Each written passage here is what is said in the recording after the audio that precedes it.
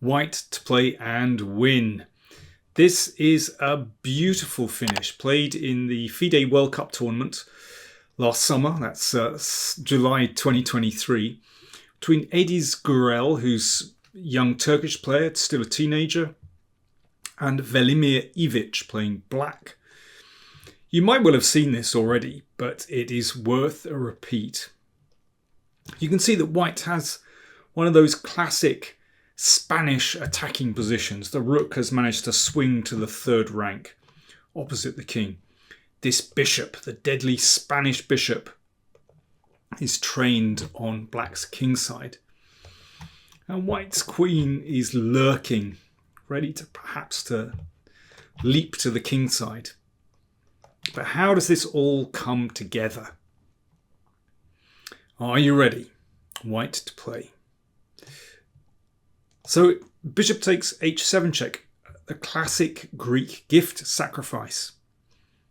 That has to be accepted. Queen h5 check. So far so routine.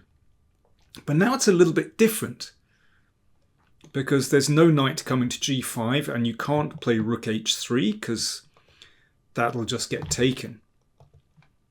So what now for white? So this is where your calculating skills would have had to have come in. Queen h6 threatens mate. The pawn advances to g6. That's forced. Now white has a draw, for example, like this.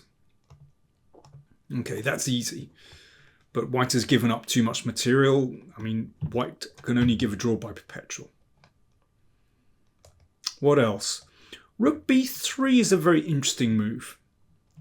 Threatening to bring the rook to h3 and then to checkmate on h8. If bishop takes rook, then rook h3 anyway. But actually, black has an extraordinary defense here. Rook a3. And after that's taken. Now material is, I was going to say even, actually white is a pawn up, but after queen c7, threatening the pawn on e5, as well as a check on c1. In fact, black is holding his own. So rook b3 is not good enough. But Gurel found another idea. Knight e4, well that looks pretty natural. You want to come into f6 and it also threatens the bishop. There's only one plausible defense, and that's bishop e7, covering the f6 and g5 squares. And here is where white finds a really subtle move. So once again, rook takes g6 isn't good enough. That's only going to get a draw. But Gurel found this move, rook f3. This is really subtle. It's quite clear what white wants to do. Knight f6 check. And the rook guards that pawn. It's quite mechanical. It looks quite slow, but in fact, black has no decent defense. In the game, Ivic tried bishop f5, but that just got taken. If pawn takes, then that's deadly. And so on. And in the game, Ivic played rook a6, which covers the f6 square.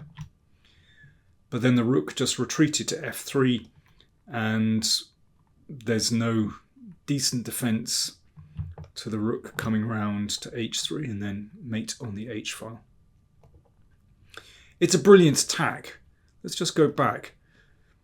These kind of Greek gift sacrifices are so common, but they're all slightly different.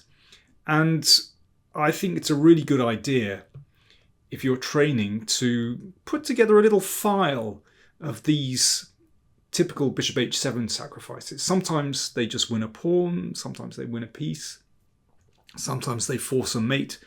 They arise from all kinds of different openings.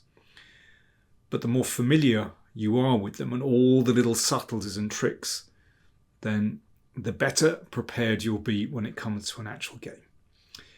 If you want to see the whole game, then do check out the link to chesspuzzle.net and you'll find lots more puzzles there to keep you satisfied.